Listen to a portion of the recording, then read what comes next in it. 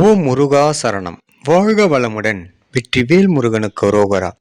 இன்றைய நாள் இனிய நாளாக அமைய எல்லாம் வல்ல அப்பன் முருகனின் அருள் அனைவருக்கும் கிடைக்கப் பெறுக.